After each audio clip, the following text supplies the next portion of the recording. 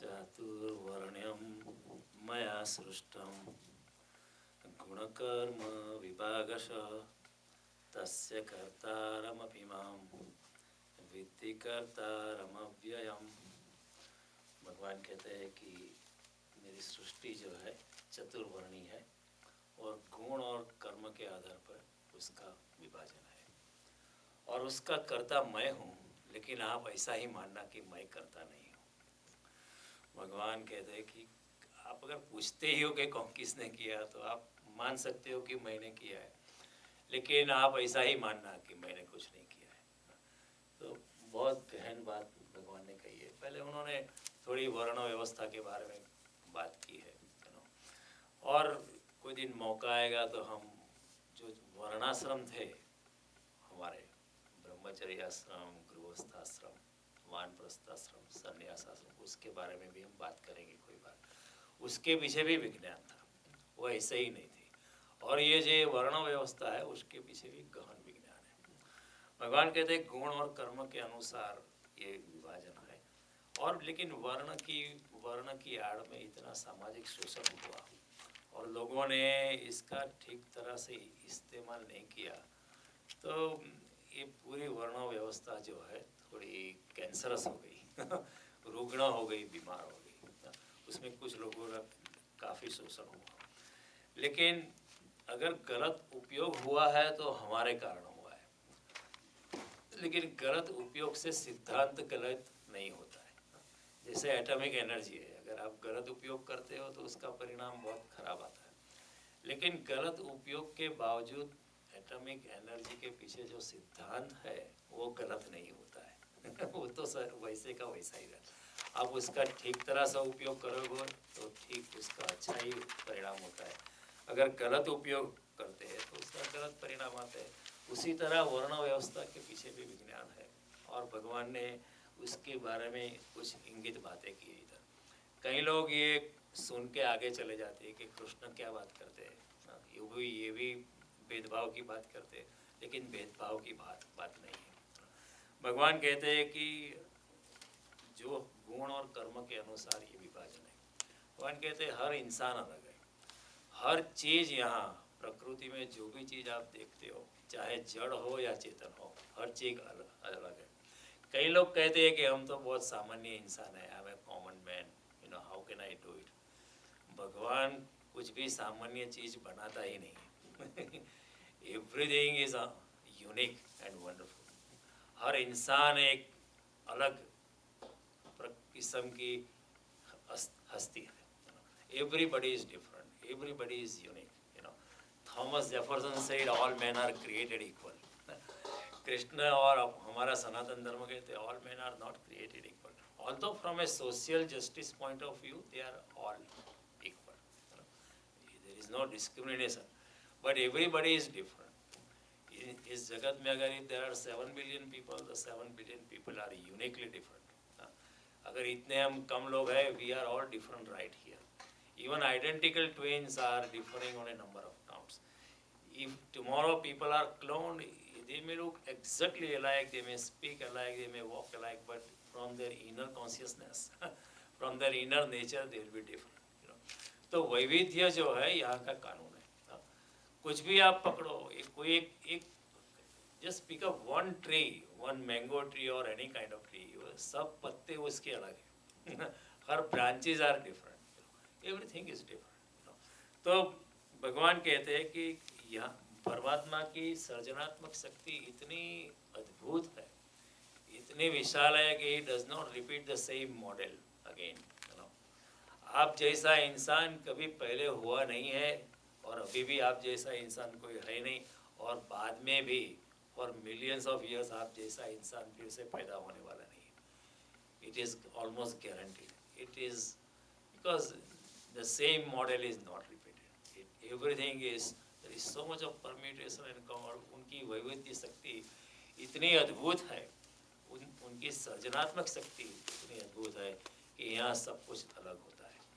Everything is different. हमारे गुजराती में लिखते हैं कि कोई कवि કે અણુમાં આખો વણસન કે લ્યો અને એના મૂળ ઊંધા મોરારજી, મોરના ઈંડામાં તે રંગ પૂર્યા રે મોહન, એમ કેણે કર્યા કીર્તાર આવી તારી કળા રે અપરંપાર એમાં પહોંચે ના રે વિચાર આવી તારી કળા રે आपकी बुद्धि काम नहीं चल रही उसमें how does that everything is different every snake is different every tiger is different every rose flower is different कोई भी फूल पकड़ो तो दूसरे फूल से अलग है जमीन पे जो पत्थर पड़े होते हैं वो भी एक दूसरे से अलग होते हैं सो इतना वैविध्य है कि हर चीज़ अलग होती है और भगवान कहते हैं कि ये गुणभेद जो है मिटाया नहीं जा सकता है ये गुणभेद रहेगा कितना भी कम्युनिज्म आ जाए सारी संपत्ति सारा धन इकट्ठा करके समान दृष्टि से बांट ले हर इंसान if people start wearing the same kind of clothes हर इंसान they start living in the same kind of house driving the same kind of car even then people will be different people inside will be different तो भगवान कहते हैं कि this is गुण कर्म विभाग हमने इसके बारे में चर्चा की थी तो I am quickly summarising so that we can connect to the next story और भगवान कहते हैं कि ऐसे गुणों के अनुसार there is a broader classification there is no rigid classification there is a broader classification कि कुछ लोग ब्राह्मण टाइप के होते कुछ लोग क्षत्रिय टाइप के होते कुछ लोग वैश्य टाइप के होते कुछ लोग शूद्र टाइप होते और उस टाइप में भी अनेक टाइप के इंसान होते हर शूद्र अलग होता है हर ब्राह्मण भी अलग होता है हर क्षत्रिय भी अलग होता है even within that type there are thousands of different varieties तो उसी दृष्टि से श्रीमद् भागवत भी कहता है कि 4 लाख प्रकार के मनुष्य आप श्रीमद् भागवत अगर पढ़ो तो उसमें आता है 400,000 टाइप्स ऑफ पीपल और उसमें भी फिर अगर if you go into subtype there are many types available And then one of the psychologists of our time, Carl Gustav Jung, he also said there are 4 basic archetypes, the fundamental 4 types of human being. तो वो type भी ऐसे ही थे जैसे ब्राह्मण क्षत्रिय वैश्य शूद्र तो भगवान का कहना है कि ऐसे लोग होते हैं ब्राह्मण ऐसा व्यक्ति है जिसको आध्यात्मिकता में ज़्यादा रस है पवित्रता में तेजस्विता में भूख से मरेगा लेकिन अपना निष्काम कर्म आध्यात्मिकता की यात्रा लोगों को शास्त्रों समझाना पवित्रता के रास्ते पर लोगों को खींचना और अपना पर्सनल जीवन भी खुद भी पवित्रता से बनाए रखना ऐसा इंसान जो होता है ब्राह्मण होता है वो गरीबाई को पसंद करेगा लेकिन अपना ब्राह्मणत्वपना छोड़ेगा ऐसे इंसान हमने पहले बहुत हुए 100 साल पहले भी इतने ऐसे बहुत इंसान थे इसलिए उनका बहुत समाज में मान था ये लोग है अपना कुछ सोचते नहीं है लोगों को धर्म समझाते आध्यात्मिकता क्या है परमात्मा के पास किस तरह जा सकते हैं हम लोग वो सब समझाते इसलिए वो टाइप के व्यक्ति को ब्राह्मण कहते थे कुछ और टाइप के जो क्षत्रिय टाइप के लोग थे सुरवीरता leadership to lead and rule is their basic prima facie nature कई लोग होते हैं कि वो लड़ेंगे अन्याय के सामने मर जाएंगे लेकिन they will not give up ऐसे लोग होते हैं they will not give up but they will stand for justice तो वही हिसाब से जब गुरु नानक ने कहा अपने डिसाइपल्स को कि जिन लोगों का शोषण होता है उनकी रक्षा के लिए आप जान कुर्बान कर देना तलवार रखना छुरी रखना लेकिन प्रामाणिकता के लिए न्याय के लिए आप अपनी जान दे देना ऐसे लोग क्षत्रिय थे और कई लोगों का स्वभाव वैश्य होता है वो लोग भी शक्ति पाना चाहते हैं लेकिन इतना शारीरिक जोम नहीं है इतना मानसिक जोम नहीं है लेकिन वो धन के माध्यम से शक्ति को अर्जित करना चाहते हैं तो थोड़ी सी टिमिड टाइप है अगर नारायण को भी वो देखते हैं वो लक्ष्मी नारायण के ढंग से ही देख सकते हैं कितना पैसा हो उनको ब्रह्मांड से कोई संबंध नहीं है सत्य क्या है असत्य क्या है परमात्मा उस लेकिन पैसे से मतलब होता है और कुछ टाइप होती है उनको सेवा धर्म अच्छा लगता है सेवा करके उनके हृदय में बहुत आनंद होता है तो भगवान कहते हैं कि 4 प्रकार के लोग जो है अपना अपना कर्तव्य निभाए अपने अपने स्वभाव के अनुसार कर्म करे और निष्काम भावना से अपने अपने धर्मों में अपने अपने स्वभाव में रह के अगर कर्म करेंगे निष्काम भावना से तो कोई भी रास्ता पकड़ो मैं उसको उपलब्ध हो सकता हूँ अगर आपकी टाइप ब्राह्मण है तो आप ब्राह्मण धर्म निभाए रखो ब्राह्मण स्वभाव आपका निभाए रखो और उस निष्कामता से आप मुझको पालेंगे। अगर आप वैश्य है तो कोई बात नहीं, आप धन का उपाय और धन को शुभ काम में शुभ कार्यों में संलग्न करो और परमात्मा के चरणों में अपनी जो भी कार्य दक्षता है उसको समर्पित करके आप आगे बढ़ो। निष्काम कर्म वहाँ से भी हो सकता है, निष्काम कर्म शूद्र होकर भी हो सकता है और निष्काम कर्म जो है क्षत्रियता से भी हो सकता है।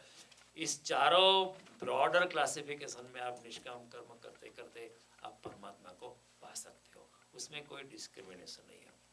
भगवान कहते स्वकर्मणा त्वम अभ्यर्च्य सिद्धिं विन्दति मानव।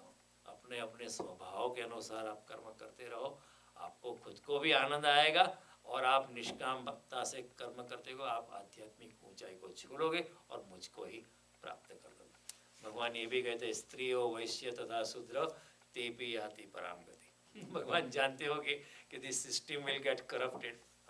कुछ लोग ऐसा ही माने कि ब्राह्मण को ही अधिकार है वेद पढ़ने का या गीता पढ़ने का, किसी और को अधिकार नहीं, स्त्रियों को तो छूना भी नहीं चाहिए। स्त्रियां कई युगों से वंचित रखी गई थी कि आप गीता को टच भी नहीं कर सकते हो, आपको सिर्फ सुनना है ब्राह्मण से। भगवान ने ऐसी बात नहीं की, भगवान ने ऐसा स्त्रियों वैश्य तथा शूद्र ते भी याति परम, वो भी परम गति को प्राप्त कर सकती है। तो ये कोई डिस्क्रिमिनेशन नहीं था। भगवान कहते follow your type, this is nothing but advance industrial psychology. जो आपको अच्छा लगता है वो करो। भगवान ऐसा कहते हैं कि अगर आपको चित्रगाम अच्छा लगता है तो ठीक है चित्रगाम करो, उसमें आपके लिए अच्छा है, आपको आनंद आएगा, आपकी आंतरिक जो शक्ति है वो खिल उठेगी और ऐसा कर करके निष्काम भावना से आप कर्म करते रहो, आप मुझको पालोगे। Then if you like to paint and draw और sing, if you like to do journalism, don't become a doctor just because the commercial value of being a doctor is higher. भगवान कहते हैं अपने आप को, अपना जो आंतरिक स्वभाव है उसको मारो मत, don't suppress it, encourage it। और आपको पता कैसे चलेगा? आमतौर पर इंसान को पता नहीं चलता कि मेरी ब्राह्मण टाइप है या क्षत्रिय टाइप है। people get confused। this is the cardinal principle। जो कार्य करने में आपको आनंद आता है वो आपका स्वभाव है। जो करके आपका मन बड़ा प्रसन्न होता है, आपकी चेतना प्रफुल्लित हो जाती है, वो आपकी टाइप है।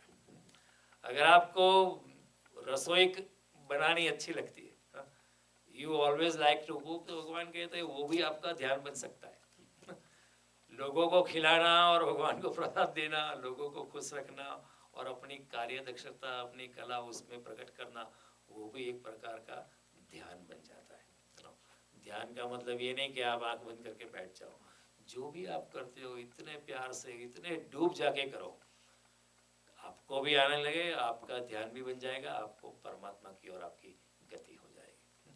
कोई बार वैज्ञानिक होता है, वो इतना अपने काम में मशगूल हो जाता है, खाना भी भूल जाता है। The wife or the servant in the house is waiting, लेकिन he even forgets to eat। Ramakrishna Paramhans कई बार मंदिर में जाते थे माता के, तो सब कुछ भूल जाते थे। कई बार 3 दिन के बाद वहाँ से बाहर निकलते थे। ये भी लोग कहते हैं ये भी क्या पागलपन है।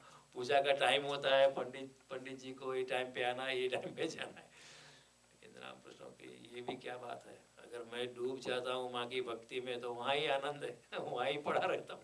और कई बार जाते भी नहीं थे तो लोगों को परेशानी होती थी कि ये क्या कर रहे हो आप, हर रोज मंदिर में तो जाना ही है, आरती का टाइम है तो आरती करनी चाहिए, पूजा का टाइम, मंगला का टाइम है तो आप जाते नहीं। कई बार वो कहते मुझे भाव ही नहीं आज, तो मैं कैसे जाऊँ, आई कैन नॉट चीट हर। अगर बिना भाव के माता के सामने चला जाऊंगा तो it amounts to cheating, I can not cheat her. खोला कहता आज मेरे दिल में कोई भाव नहीं तो नहीं जाता हूँ, और जिस दिन भाव आता है तो इतना आता है। तो भगवान कहते dare to be yourself, dare to be different, I have made you different, you dare to be different, और उसी में आपको सफलता मिल सकती है। न मिले तो भी कोई फिक्र नहीं है। सफलता विफलता वो तो समाज की दृष्टि से होता है, आपको सफलता मिले या ना मिले नहीं, आपको अंदर से आनंद मिलता है वो देखो। वो अगर आपको अंदर से आनंद मिलता है तो don't worry about what the society says, it really does not matter. आपको अंदर से आनंद आता है, आपको आर्किटेक्ट होना पसंद है, आप आर्किटेक्ट होकर रहो. It doesn't matter now. You can depend upon. It will depend how you want to classify architect. If it is a Brahman, Kshatriya, Vaishya, or Sudra, it really doesn't matter. Okay. The cardinal point Krishna is driving is be yourself. मैंने आपको अलग बनाया है, आप असामान्य हैं, आपको मैंने बहुत कुछ प्रतिभा दी है. I have given you special qualities which are different than many other people. So be yourself. और उसी तरह आपको बहुत आनंद आए. और किसी की नकल मत करो. भगवान कहते हैं पड़ोसी का लड़का डॉक्टर हो गया, आपको ही डॉक्टर होना है, ऐसा मत करो. आपकी जो प्रतिभा है, अंदरूनी जो आपकी शक्ति है, उसके प्रति आप फोकस करो और आपको बड़ा आनंद मिलेगा. कोई इंसान बन सकता है. मैंने आपको एग्जांपल दिया थी, कमल गुलाब अगर चाहे कि मैं कमल बन जाऊँ तो शायद बन सकता है, लेकिन बनेगा तो सेकंड क्लास कमल बनेगा. जो 100% नेचुरली कमल होता है ऐसा नहीं बनेगा. रूप रंग में थोड़ी सी क्षति रह जाएगी और फिर कमल बनने में समय और शक्ति जाएगी, और समय और शक्ति for a limited time and limited amount, वो बर्बाद हो जाएगी. फिर ये भी नहीं बनते, वो भी नहीं बनते.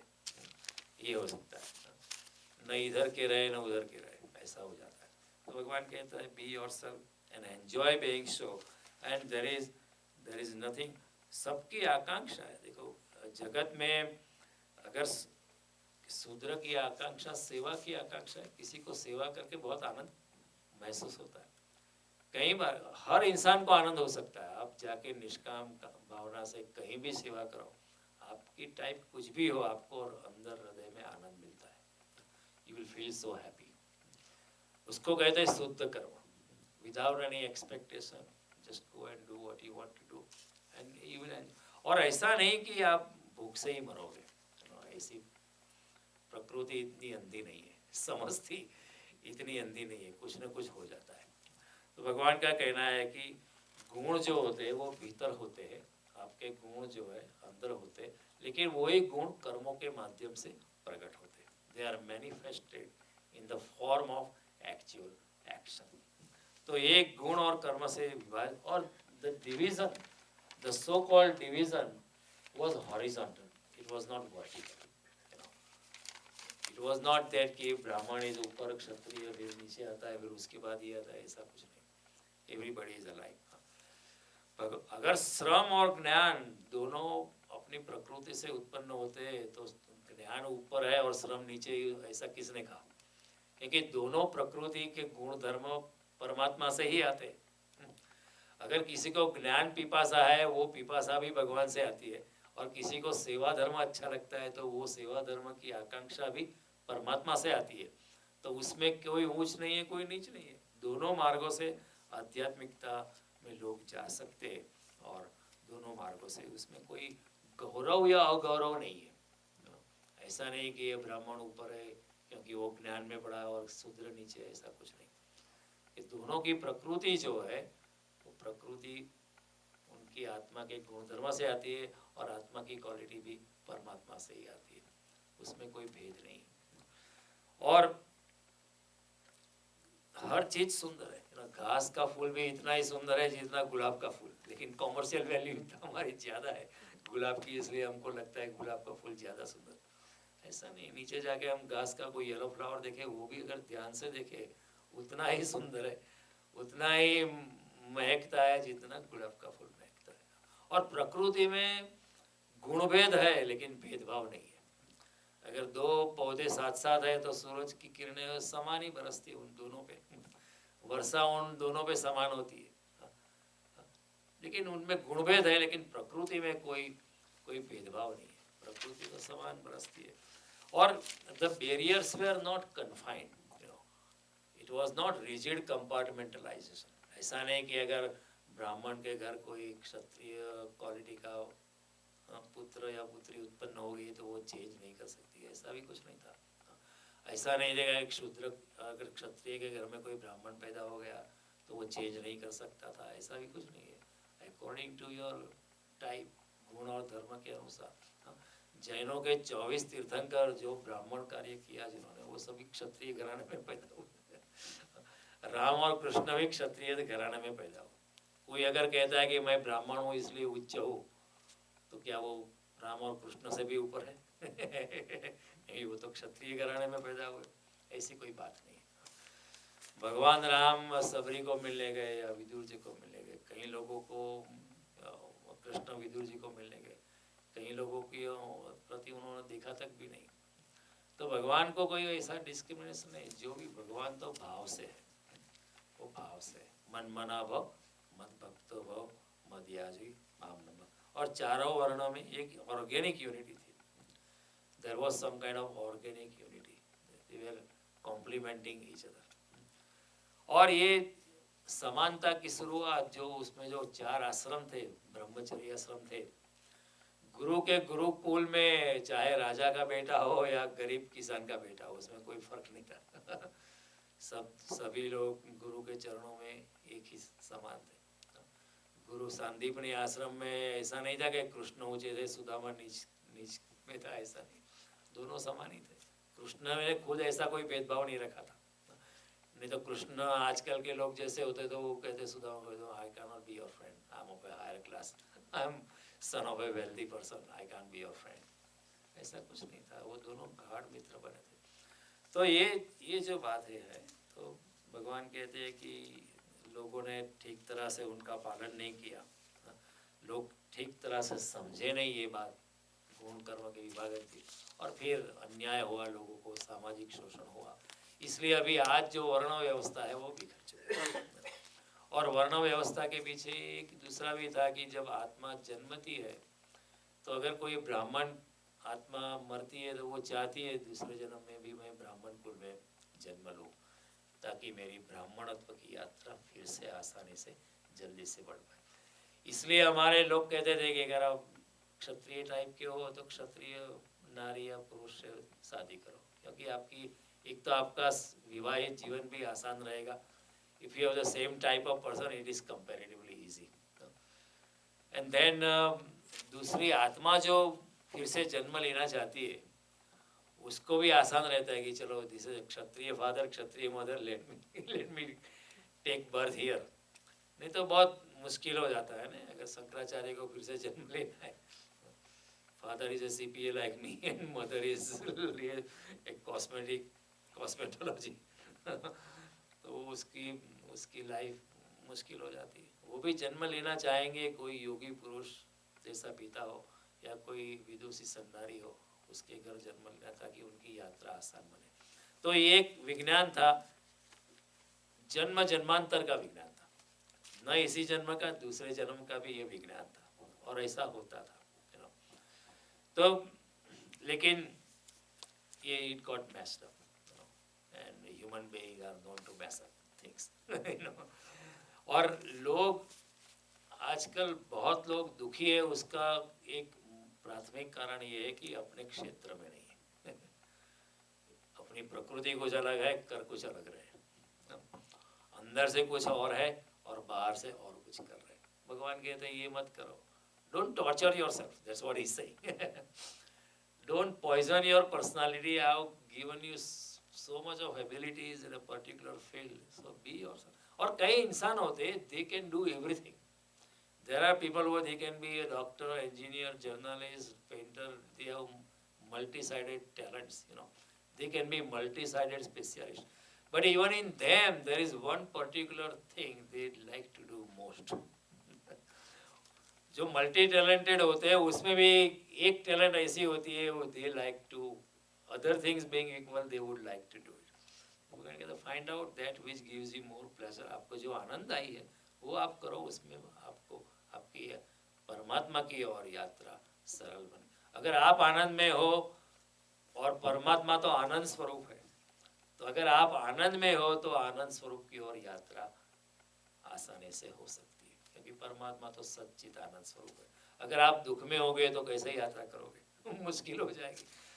तो भगवान कहते हैं चातुर्वर्ण्य माया, और चेतना की श्रेष्ठता जो है आप कौन सी टाइप के हो उस पर आधारित नहीं है, क्योंकि चेतना तो सभी की एक ही, चिदानंद रूप शिवोम से, क्षत्रिय की चेतना हो या ब्राह्मण की चेतना हो या शूद्र की चेतना तो शुद्ध स्वरूप है, चिदानंद स्वरूप है। चेतना की श्रेष्ठता का आधार है ध्यान, ईश्वर परायणता, समर्पितता। निष्कामता, अहंकार रहित जीवन, निर्वाण मोहा चित संग दोषा अध्यात्म नित्य विनिवृत्त काम, द्वंद्वेर विमुक्ता सुख दुख संगे गच्छन्त मूढ़ा पदमोप्यंतता। जिसको मान अपमान से परे हो गया है, ऐसा इंसान की चेतना श्रेष्ठता बनती जाती है। तो चेतना की श्रेष्ठता का आधार वर्ण नहीं है, चेतना की श्रेष्ठता का आधार हम कितने ईश्वर परायण हैं, हम कितने अहंकार रहित हैं, कितने हम मिट गए और शून्यता की ओर हम प्रयाण कर चुके हैं, कितने अहंकार रहित, कितने शून्य हो चुके, कितने हम जप में है, ध्यान में है, कीर्तन में है, भजन में है, कितना हमको हर 7/24 हमें परमात्मा का स्मरण होता है नहीं होता है। रात को सोते वक्त भी अगर हमें परमात्मा की याद बनी रहे और स्वप्न में भी परमात्मा की याद बन रहे, तो उसी के ऊपर आधारित है चेतना की श्रेष्ठता। अभी भगवान दूसरी बात कहते हैं कि तस्य कर्तारपि माम, मैं ये सृष्टि का करने वाला हूँ, रचयिता हूँ, फिर भी मैंने नहीं किया है ऐसा ही मान। विद्धि कर्तारम अव्ययम्, मुझ अविनाशी परमात्मा को तू अकर्ता ही जानना। ये बड़ी अद्भुत बात है। कृष्ण कहते हैं कि अगर आप पूछते हो किसने किया, तो ठीक है, आप जानो कि मैंने किया है, लेकिन मैंने किया नहीं है ऐसा ही मानना। श्रीमद् भागवत में कथा आती है, उद्धव जी पूछते हैं कि आपने कितने ब्रह्मांडों की रचना की। भगवान ने कहा कि वो मैंने गिनती नहीं रखी, की है लेकिन मैंने की नहीं गिनती नहीं रखी। क्यों नहीं गए? क्योंकि कोई अटैचमेंट नहीं है, कर्तापन की भावना नहीं है। मैंने किया है ये उनकी भावना नहीं है। और मैंने किया है ये भावना कहाँ से आती है? अपने आंतरिक अहंकार से आती है। करने वाला मैं हूँ, ये जो भावना है, अपने अंदर जो अहंकार होता है, वो बाहर जाके कर्म पे सवारी कर लेता है और सबको कहता है मैंने किया है, मैंने किया है। एक जगह भगवान कहते हैं मैंने किया है, लेकिन फिर भी ऐसा ही मानना कि मैंने नहीं किया है। और हमारी हालत ये है कि कई बार हमने नहीं किया होता है, फिर भी हम कहते हैं कि मैंने किया सीधा कॉन्ट्रास्ट। भगवान कहते हैं कि मैंने किया है, लेकिन ना मैंने नहीं किया, ऐसा ही मानना। और हमारी हालत हम नहीं भी करते तो हम कहते हैं मैंने किया है, कम से कम आइडिया मेरा था। तो अहंकार जो है, भीतर का अहंकार बाहर आके कर्तापन क्लेम करता है, मैंने किया। उसी को नरसिंह मेहता ने कहा, हूँ करूँ एज अज्ञानता। अज्ञान क्या है, माया क्या है, मोह क्या है? मैंने किया है, मैंने। क्योंकि मैंने किया वो कहाँ से आता है? वो अपने निजी अहंकार से, अहंकार पे खड़ा है। मैंने किया है ये भावना जो है, कर्तापन की भावना, करने वाला मैं हूँ, ये भावना मेरे अहंकार पे खड़ी। अगर अहंकार नहीं है तो वो भावना भी चली जाएगी। और अहंकार जो है अज्ञान का आधार है। जब अहंकार चला जाता है तो अज्ञान भी बिखर जाता है, क्योंकि उसको कोई आधार नहीं मिलता है। इसलिए नरसिंह मेहता ने सीधी भाषा में कह दिया कि मैंने किया वही अज्ञान है और कुछ नहीं है। तो लेकिन हमारी कर्तापन की भावना इतनी सघन है कि वो हमारी भाषा में भी घुस गई है। The fact that we are so much attached कि मैं I have done it, वो हमारी भाषा में भी वो घुस गई, भाषा की रचना में भी वो घुस जाती है। देखो, हम कहते हैं कि बिजली चमकती है, हम क्या कहते हैं? बिजली चमक। ऐसे बिजली चमकने का काम करती है चमकने का नाम ही बिजली है पर हम क्या, बिजली ऐसे चमकना अलग है, बिजली अलग है। हम कहते हैं बिजली जाने कि चमकने का काम जो है बिजली कर रही है, क्योंकि हमारा भी दिमाग में ऐसा है, कोई कुछ कर रहा, मैं कुछ कर रहा हूँ, इसी तरह बिजली भी कुछ कर रही है। हम कहते हैं बारिश हो रही है, बरसने का नाम ही बारिश है। लेकिन जब हम कहते हैं बारिश हो रही है, लेकिन बारिश बरसने का काम कर रहा है। हम कहते हैं मुझे भूख लगी है, मुझे कभी भूख नहीं लगती है, क्योंकि वो आत्मा को कभी भूख नहीं लगती। कहना चाहिए कि जो शरीर में मेरी आत्मा है उसको ऐसा लगता है कि उसके पेट में कुछ भूख लग रही है, वैसा ख्याल आता है। मुझे कहाँ भूख लगी, लेकिन हमारा कर्तापन इतना सघन है, मैं कहूँगा मुझे भूख लगी है मैं भोजन कर रहा हूँ, आई एम ईटिंग। योगी कहेगा मैं भोजन नहीं कर रहा हूँ, जो हो रहा है शरीर बाहर हो रहा है, अंदर तो मैं कुछ नहीं, मैं कुछ करने वाला नहीं, न मैं खाने वाला हूँ, न मैं बैठने वाला हूँ, न उठने वाला हूँ, न जागने वाला हूँ। मेरा तो मैं चिदानंद स्वरूप, जो कुछ होता है बाहर होता है। There is a difference between doing and being. अंदर होना और बाहर करना, वो उसमें योगी को फर्क लगता है। I am only being, I am not doing anything. जो सब कर्म होते हैं, शरीर अपने प्रकृति के गुण धर्म के अनुसार करता रहे। कितना हम कहते हैं कि सूरज निकला है, ऐसे सूरज कुछ निकलने का काम कर रहा है। हम कहते हैं नदी आ गई, जैसे नदी ने आने का काम है, नदी आई नहीं, हम नदी के नजदीक पहुंच गए। तो हमारी भाषा में भी ये बुनियादी फर्क, ये बुनियादी अहंकार की भाषा क्यों आ जाती है? क्योंकि हम अहंकार पे खड़े हैं, तो हमारी भाषा भी अहंकार पे खड़ी है। Our human languages are based upon our subtle ego. अब उसको अच्छा नाम दे सकते हैं, अस्मिता, आत्मगौरव, लेकिन नाम अच्छा या बुरा देने से कुछ फर्क नहीं, वो अहंकार ही है। सर मैंने किया है, आई एम द डूअर। तो ये करने का जो है वो अज्ञान, क्योंकि चेतना तो सिर्फ ज्ञाता है, विटनेस है, साक्षी है, और वास्तव में हम भी साक्षी है। शंकराचार्य हम भोजनम नैव भोज्यम न भोक्ता, न मैं भोजन हूँ, न मैं भोजन करने वाला हूँ, न मैं भोज्य हूँ, मैं तो चिदानंद रूप शिव हूँ, मैं तो साक्षी हूँ। ऊपर ऊपर से शरीर है, शरीर का धर्म है, शरीर है तो भूख लगेगी, शरीर है तो थकान लगेगी, शरीर है तो नींद आएगी। जोकजू नाम का एक बुद्ध भिक्षु हुआ, एडवांस भिक्षुक था। उसने किसी को पूछा कि आप करते क्या, कि वो बैठा रहता था रमण महर्षि की तरह, आप करते क्या हो, आपकी साधना क्या है? तो उसने कहा जब भूख लगती है तो खा लेता कर, जब चलने का भाव होता है तो चल देता हूँ, जब नींद आती है तो सो जाता हूँ, ये मेरी साधना है। बोले इसमें क्या साधना है? वो कहते आप आगे थोड़ा आगे बैठो, फिर आपको पता चलेगा। करने वाले आप नहीं हो, अंदर से तो आप चेतना में स्वरूप। और ये भगवान कहते हैं आप भी साक्षी हो, लेकिन आपको पता नहीं है, क्योंकि कर्तापन की भावना इतनी सघन है, आपके साक्षीपन पे वो छा जाती है। तो आपको कर्तापन का भ्रम है। भगवान कहते हैं मुझे भ्रम नहीं है, इतना फर्क है। हमको भ्रम है, हमको थोड़ा हिप्नोसिस है। भगवान कहते हैं मुझे हिप्नोसिस नहीं है, तो मुझे आप अकर्ता जानना। भगवान कहते हैं इतने ब्रह्मांडों की रचना की, लेकिन मैंने गिनती भी नहीं रखी, मुझे पता भी नहीं कितने किए। अगर अटैचमेंट होता तो भगवान गिनती रखते, नहीं इतने इतने लोग गिनती रखते। अगर मेरा अटैचमेंट होगा तो मैं कहूँगा कि इतने गीता के प्रवचन किए। अगर वो नहीं किया होता तो मैं इतना कहता हूँ कई बार कि ये 14 साल चल रहा है। 4 साल से मैं बोल रहा हूँ। ये भी एक तरह का अहंकार है, ये भी एक तरह का कर्तृत्व की भावना है कि मैं कर रहा हूँ, बोलने वाला मैं हूँ। हालांकि कहना ये चाह कि 4 साल से भगवान चला रहा है। जब उसकी मर्जी होगी बंद हो जाएगा, उसकी मर्जी होगी तब तक चलेगा।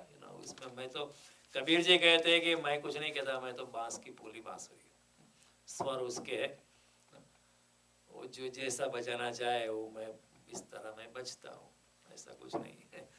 तो ये भावना जब तक नहीं आती तब तक हमारा अहंकार मौजूद है, और अहंकार के कारण कर्तापन आता है, कर्तापन का भ्रम खड़ा होता है। भगवान कहते हैं आपको भ्रम है, मुझे नहीं है। इसलिए सृष्टि की रचना मैंने की है, लेकिन तू मुझे अकर्ता ही मानना।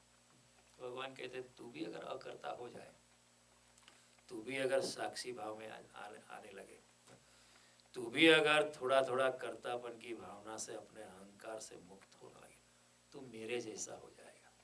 और जब मेरे जैसा हो जाएगा तो तेरे और बीच में बड़ा प्रेम संबंध हो जाएगा। You will be like me, so there will be natural alliance।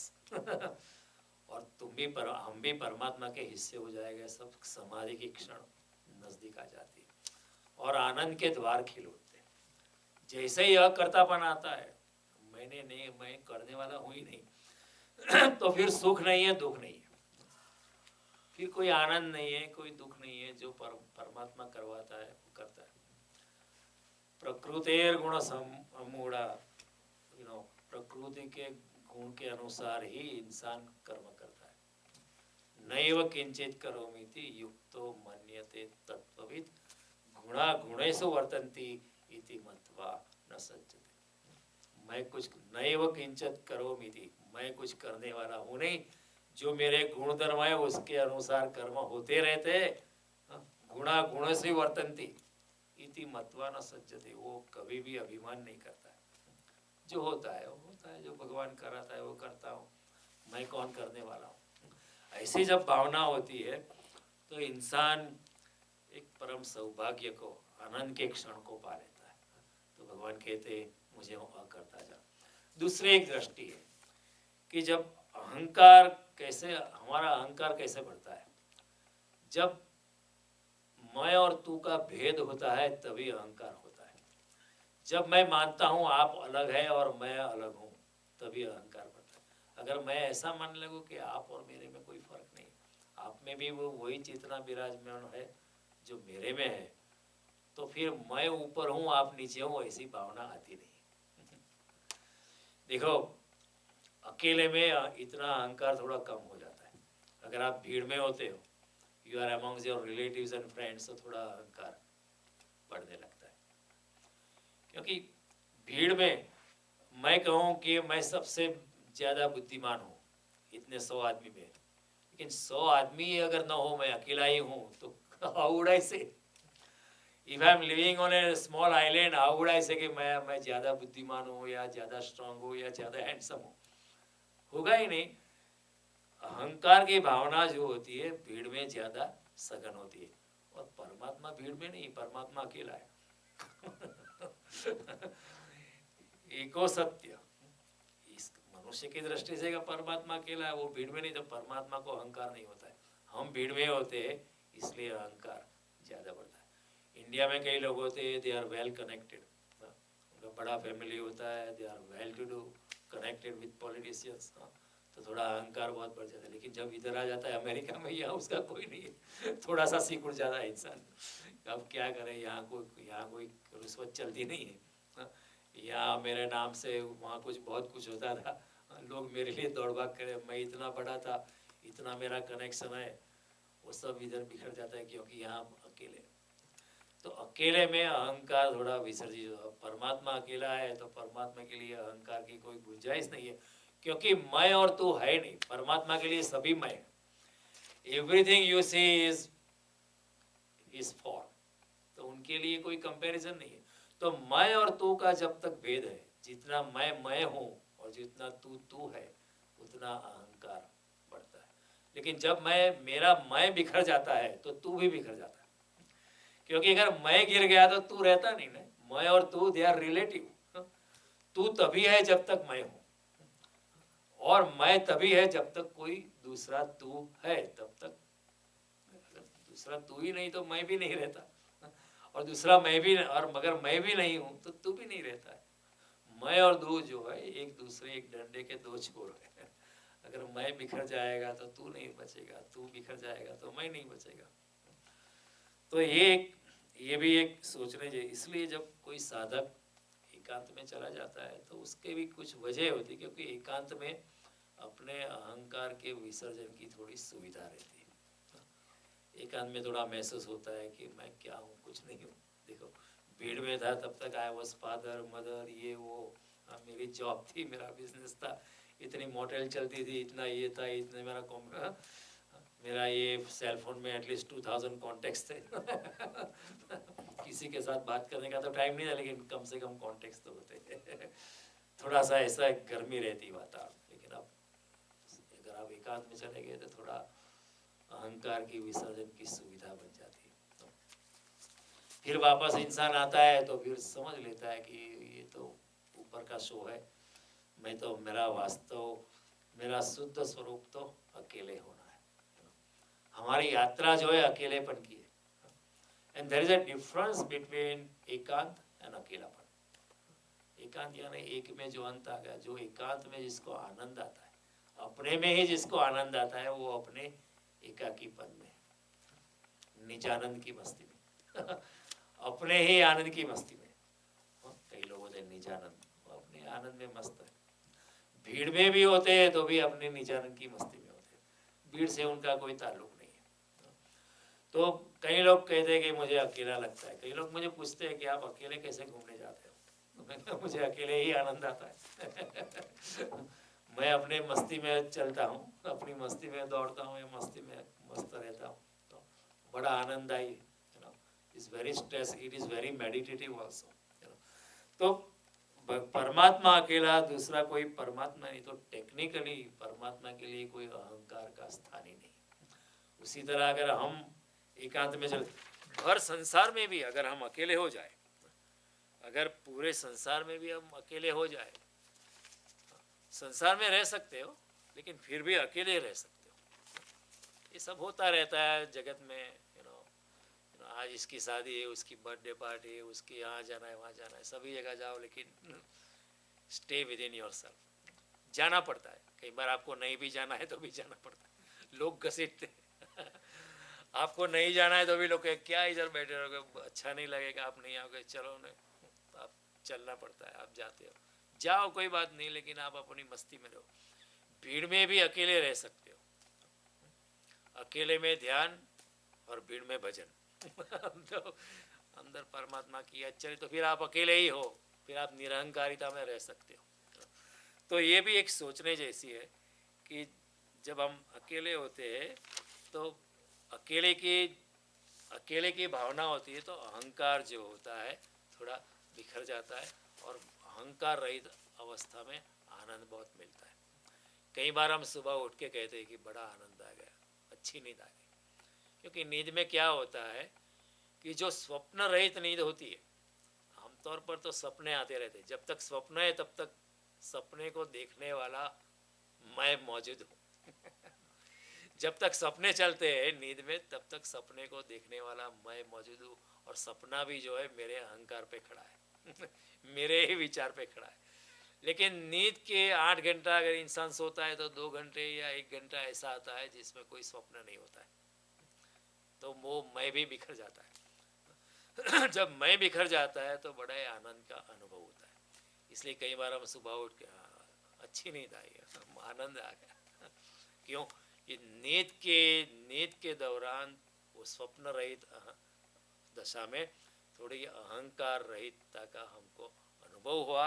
जब हम अहंकार से मुक्त हो जाते हैं तो आनंद को उपलब्ध होते हैं।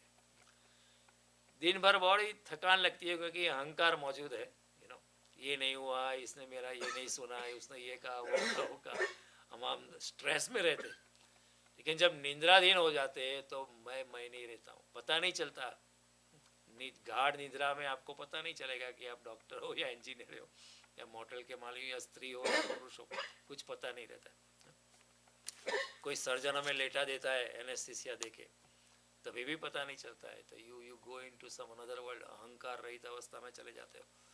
तो सर्जरी के बाद for few moments you feel so good क्योंकि there is no stress in the mind. तो पतंजलि ने कहा कि निद्रा अवस्था और समाधि अवस्था कुछ दृष्टि से एक तरह की होती है, क्योंकि दोनों अवस्था में कुछ क्षणों के लिए आप अहंकार रहित हो जाते हो।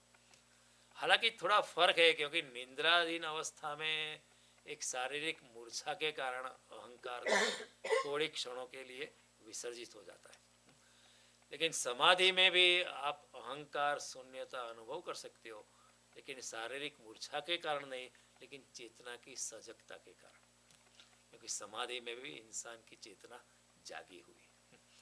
हम जब नींद में चले जाते हैं तो हमारी चेतना भी सो जाती है और हमारा शरीर भी सो जाता है, लेकिन योगी जब समाधि में जाता है तो उसकी चेतना जागृत है, हालांकि उसका शरीर जो है मूर्छित अवस्था में हो जाता है। तो दोनों अवस्था में थोड़ा आनंद तो मिलता है, क्योंकि अहंकार रहित होने से आनंद मिल जाता है। तो मैं और तू, दीज आर द पोलैरिटीज। जब मैं मिट जाता है तो तू भी मिट जाता है, तू मिट जाता है तो मैं भी मिट जाता है। तो निरहंकारिता में जाने के 2 मार्ग है, या तो आप मैं को मिटा दो या तू को मिटा दो। आप ऐसा मान रहे हो जो भी आप देख रहे हो संसार में, जो व्यक्ति को देख रहे हो, पदार्थ को देख रहे हो, जो भी भूत मात्र को दे, वो मेरे ही स्वरूप है वो भी परमात्मा के स्वरूप है, वो तू है ही नहीं, वो भी मैं हूँ या तो मैं को मिटाओ या तू को मिटाओ, दोनों अवस्था में हम निरहंकारिता की अवस्था में जा सकते हैं। तो कृष्ण कहेंगे अपना अपने मैं को बढ़ाओ। कृष्ण का मार्ग क्या है? अपने मैं को चारों ओर परमात्मा का दर्शन करो, जड़ में भी चेतन में भी। मैं अलग हूँ ऐसा मत मानो। Expand yourself to the entire universe, वो कृष्ण का मार्ग है। वो कहते भूत मात्रा में मैं हूँ, तो चारों ओर अपना ही दर्शन करो। बुद्ध और महावीर का मार्ग है नहीं, अपने को काट दो, अपने को काटो, काट काट काट के फिर आपका थोड़ा सा मैं का बिंदु बच जाएगा, फिर अंत में उससे भी मुक्त हो सकते हो। बुद्ध का रास्ता है शून्यता का, कृष्ण का रास्ता है पूर्णता का लेकिन दोनों मार्ग से आप पा सकते हो। कृष्ण का रास्ता है मैं का, बुद्ध का रास्ता है तू का।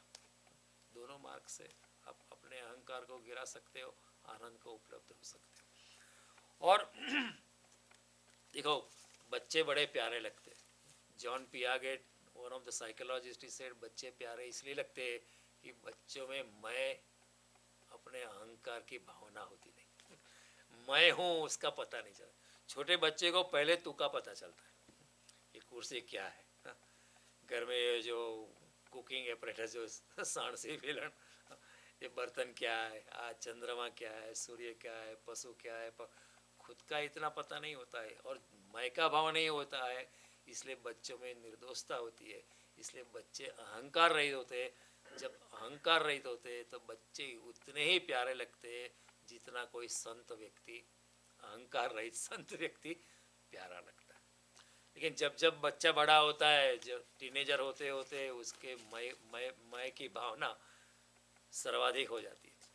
फिर आप टीनेजर को ये मत करने का, वो जानबूझ के वही करेंगे कि they want to assert themselves. फिर टीनेजर्स इतने प्यारे नहीं लगते जितने छोटे बच्चे प्यारे लगते हैं। उसका कारण, कुल कारण इतना है कि टीनेजर्स में अपने अहंकार की भावना सघनता से मौजूद है, इट इज़ हाईली क्रिस्टलाइज्ड। और छोटे बच्चों में, मासूम बच्चों में अहंकार की भावना बिल्कुल है नहीं, इसलिए वो ज़्यादा प्यारे लगते हैं। और तीसरी बात यह है, भगवान कहते हैं कि सृष्टि का रचयिता मैं हूँ, लेकिन आप ऐसा ही मानना कि मैंने कुछ किया नहीं, उसका भी एक अलग कारण है। हम नॉर्मली हम कहते हैं कि सर्जन और सर्जनहार अलग होते हैं। हम लोग ऐसा मानते हैं कि परमात्मा ने ये सृष्टि बनाई, लेकिन कृष्ण का कहना है कि मेरा जो सृजन है और जो मैं सर्जन हूँ, उसमें दोनों में कोई फर्क नहीं है। सारी सृष्टि मेरा सृजन है आप कह सकते हो, लेकिन वो भी मेरा ही स्वरूप है। So there is no difference between the creation and the creator.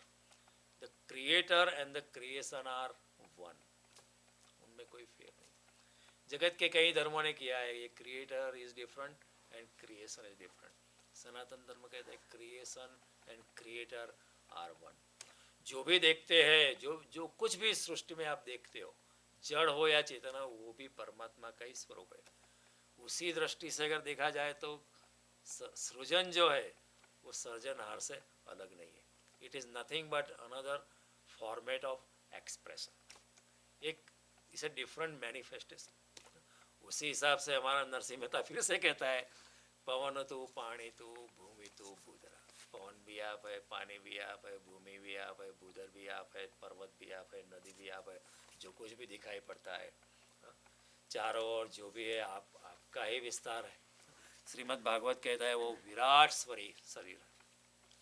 Bhagavat कहता है ये भी परमात्मा का ही शरीर ही है, विराट शरीर इसको कहते हैं। चारों ओर जो ब्रह्मांड का विस्तार है वो भगवान का विराट शरीर है, उसमें और भगवान में कोई फर्क नहीं। तो परमात्मा और उनकी जो कृति है, सर्जनहार और सृजन, दोनों में कोई फर्क नहीं। सृजन भी सर्जनहार है और सर्जनहार ही सृजन है, दोनों में कोई फर्क नहीं। चारों ओर अगर ब्रह्म व्याप्त है तो कुर्सी में भी परमात्मा है, तो वो भी कुर्सी भी उनका ही स्वरूप है। उनकी रचना ऐसा नहीं, उसमें भी वो है। मयि सर्वम इदम प्रोतम सूत्रेर मणिगणा एवं। सभी कुछ मेरे में ऐसे ही पिरोया है जैसे मोती के मन के एक धागे में पिरोए है। मयि सर्वम इदम प्रोतम सूत्रेर मणिगणा एवं। जिस तरह मणि या diamonds are woven around a thread, उसी तरह सभी कुछ मेरे में ही पूरे यार। उसी हिसाब से हमारा उपनिषद कहता है ईशावास्यम इदम सर्वम यत् किंचित जगत्याम, जो भी कुछ दिखाई पड़ता है वो परमात्मा का ही स्वरूप है। तो कहना का तात्पर्य कि भगवान कहते हैं कि मेरा सृजन, मेरी सृष्टि और मैं, उसमें कोई फर्क, मेरी सृष्टि में भी मैं ही हूँ, चारों ओर मैं ही व्याप्त हूँ। तो कोई फर्क नहीं है। तो आप ऐसा नहीं कह सके मैंने बनाई है, वो भी मैं हूँ और आप भी मैं हूँ और मैं भी मैं हूँ। There is no difference. देखो, एक चित्रकार अगर चित्र बनाता है तो क्या होता है, चित्र बनाने के बाद चित्र अलग हो जाता है, चित्रकार अलग होता है। अब चित्र को कहीं भी ले जा सकते हो। कोई कवि अगर कविता लिखता है तो कविता लिखने के बाद कविता अलग हो जाती है, कवि अलग, कविता को आप कहीं भी ले जा सकते हो। कोई अगर मूर्तिकार है, मूर्ति बनाता है तो मूर्ति अलग हो जाती है और मूर्तिकार अलग हो जाता है। अभी ये मूर्ति बनाने वाला यहाँ नहीं, वो इंडिया में होगा, लेकिन मूर्ति यहाँ है, मूर्ति बनाने वाला शायद इंडिया में और कोई और देश में है। तो ये कला में ऐसा होता है। माँ जब किसी बेटे को जन्म देती है तो फिर बेटा अलग हो जाता है, माँ अलग हो जाती है। दोनों एकात्मकता वो रहती नहीं है। कोई गीतकार गीत गाता है, गाने के बाद तो वो अलग, क्योंकि उसको अलग नहीं किया जा सकता। देखो, नृत्यकार और नृत्य को अलग नहीं किया जा सकता। जैसे नृत्य समाप्त होता है, क्योंकि नृत्यकार और नृत्य they can not be separated. आप ऐसा कर सके कि नृत्य अलग कर देते, जैसे कविता अलग कर दी या चित्र, as soon as he stops dancing, the dancing also stops. नृत्यकार जब नाचना बंद कर देता है तो नृत्य भी बंद हो जाता है। गाने वाला जब गाना बंद हो तो गीत भी बंद हो जाता है। संगीतकार जब बजाने वाला बंद कर तो संगीत भी बंद होता है। उसको संगीत को अलग नहीं किया जा सकता। हालांकि technologically we have now separated, but the live thing can not be separated. तो ये फर्क है। इसी दृष्टि से सनातन धर्म ने एक नाचते हुए परमात्मा की कल्पना की। हमने भगवान की कल्पना कैसे की? नटराज नाचता हुआ, क्योंकि उनका नृत्य और नाचने वाला दोनों को अलग किया नहीं जा सकता। सर्जनहार और उनकी सृष्टि को अलग किया नहीं जा सकता। इसलिए हमने नाचते, हमने कभी आपने पिक्चर नहीं देखा होगा कि कृष्ण चित्र बना रहे नहीं, गाते हुए या नाचते हुए कृष्ण आप, क्योंकि एक होता है नाचने वाला और उसका नृत्य, उसको अलग नहीं किया जा सकता। जैसे ही नाचने वाला बंद हो जाता है, नृत्य भी बंद हो जाता है। चित्र खत्म हो गया तो चित्र को अलग कर सकते हो, मूर्ति खत्म हो गई, मूर्ति को अलग कर सकते हो।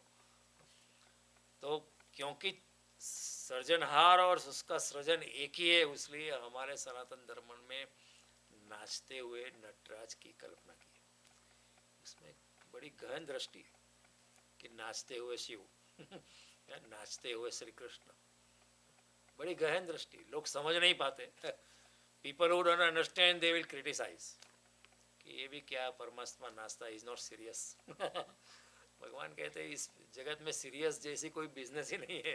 You should always be happy, enjoy life. Krishna को कभी ऐसे सर पे हाथ लगते बैठे हुए कभी हमने देखा नहीं, उसकी कल्पना भी नहीं। रण मैदान में भी इधर संग्राम चल रहा है लेकिन कृष्ण हंसते रहे।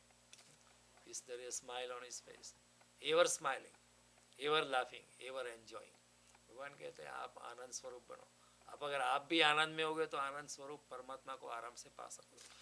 तो कहने का तात्पर्य परमात्मा और सृष्टि का संबंध जो है नृत्य और नर्तक का है। Creator and the creation are one. सृष्टा और सृष्टि एक ही है, उसमें कोई फर्क नहीं है। ये न भूतान्य शेषेण द्रक्ष्यस आत्मन्यतोमयि। जब ऐसा योगी ऐसा जान लेता है तो चार भूत मात्र में भी मैं हूँ, उसमें भी मैं हूँ, ऐसा जान लेता है। यह पश्यति स पश्यति, ऐसा जो देखता है वही देखता है बाकी कुछ अज्ञान की दृष्टि होती है। और जब सृष्टि को हम अलग नहीं मानते, सृष्टि और सृजनहार दोनों एक होते हैं, तब हम कहते हैं वो परमात्मा की लीला है वो सृष्टि से भी ज़्यादा अच्छा शब्द है। वो कहते हैं भगवान का वो लीला है, उसमें भगवान की कोई अटैचमेंट नहीं है, मैंने किया है ऐसी कोई भावना नहीं है। भगवान ने बस लीला की, he played his part, he made the play divine. Krishna made the play. क्यों? There is no attachment. सृष्टि की रचना मैंने की है लेकिन मैंने नहीं की है, ऐसा ही आप मानना। वो एक लीला की बात है, उसमें कोई अटैचमेंट नहीं। अब जब लीला होती है तब आनंद ही होता है। अगर आप क्रिकेट खेलते हो खेलने के कारण तो आपको आनंद मिलेगा, क्योंकि वो एक लीला है।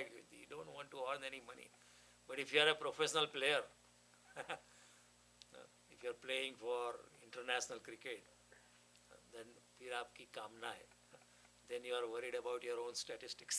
You are playing under stress. Team की जिम्मेवारी आपके ऊपर आ जाती है, लेकिन आप खेलते हो, सिर्फ खेलते हो तो आनंद है। सुबह आप अगर घूमने जाते हो तो सुबह की ताजगी का आनंद है, फूलों की सुवास आपके नासापुटों को ग्रहण करती है, पक्षी का गान आप सुन सकते हो, कोई झरने का जल प्रपात भी आपको सुनाई पड़ता है, आपके हृदय में एक ताजगी है, एक उत्साह है, प्रेरणा। लेकिन 10 बजे जब आप उसी मार्ग से अपनी दुकान के लिए जा रहे हो, अपनी जॉब के लिए जा रहे हो, it's the same road, same day, but you are heavy because stress है, क्योंकि फल की आकांक्षा है। भगवान कहते हैं मैं आनंद स्वरूप हूँ, सब कुछ मेरे लिए लीला है। और जब भगवान को लीला करना है तो भगवान को कोई शर्म नहीं है, भगवान हमारे गुलाम भी बन सकते। अर्जुन के लिए ड्राइवर बन गए, भगवान हाजरा हजूर है, वो हाजर भी बन सकते हैं, आपके हजूर भी। वो भक्ताधीन है, तो हमारे सनातन धर्म में एक शब्द है भक्ताधीन, भक्त के अधीन हो जाते हैं। होना तो उल्टा चाहिए, भक्त भगवान के अधीन होने चाहिए, लेकिन भगवान कहते हैं मैं भक्तों के अधीन हो जाता हूँ, भक्ताधीन हो जाते हैं, क्योंकि लीला है, उनके कोई उनमें स्ट्रेस नहीं, और अधीन होने में भी परमात्मा को बड़ा आनंद है। जैसे कोई बाप बेटे के साथ खेलते खेलते हार जाता है तो फिर भी उसको आनंद आता है। बेटे को भी आनंद आता है, बाप को भी आनंद आता है। बेटा बाप के कंधे पे सो, चल घोड़ा चल, चल घोड़े चल, इधर से चल इधर, बाप को भी आनंद होता है। वो कहेगा किचन में चल, वो किचन में जाएगा, बेडरूम में चल, बेडरूम में, बाप को भी मजा आता है, बेटे को भी मजा आता है। क्यों? वो एक लीला है, एक खेल है। तो परमात्मा के लिए सृष्टि का सृजन एक खेल है, एक अपनी शक्ति का आविर्भाव है। He just plays around and therefore कोई अटैचमेंट नहीं।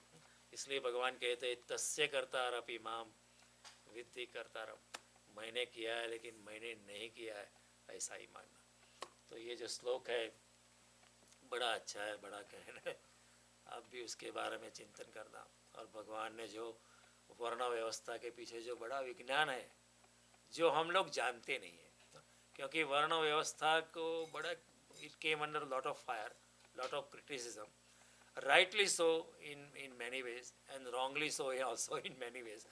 लेकिन अगर आप उसके मूल तत्व को समझो तो फिर आप कृष्ण की बात समझ पाओगे कि उसमें भी एक बड़ा विज्ञान पड़ा है, और ये भी एक मार्ग है जिससे आप परमात्मा को आसानी से पा सकते हो, उसमें कोई डिस्क्रिमिनेशन नहीं है। और फिर भगवान कहते हैं मैं करने वाला नहीं हूँ, फिर से भगवान कर्म योग लाते हैं, और आगे भी कर्म योग की बात करेंगे भगवान, आगे भगवान बहुत कुछ कहेंगे कर्म योग के बारे में, तो वो हम देखेंगे। और now what is the schedule, let's see, today is what's the date today, 17th, so next it will be 24th, so maybe we should not meet because people will be maybe traveling, they are on vacation, and then it will be 1st or 2nd, let me see the New Year's Eve. 30, no, yeah, 31st, We should meet in New Year now. we Next should year. now meet in New Year, Next year. so yeah, we should meet in the New Year, and let me tell First you, Tuesday. what's the date, let me see my, huh? It should be 7. 7th, Seventh, let's yeah. confirm that here. Where is my calendar here? January 7th. 7th? 7. Yeah, calendar is here. 7, 7th, है ना? It's Tuesday. Okay. So we will meet on 7th of January. Till then, have a good time. Happy New Year. Gita को ध्यान में रखना, पढ़ते रहना थोड़ा थोड़ा, और ये तो मौका है, if you have holiday read the whole Gita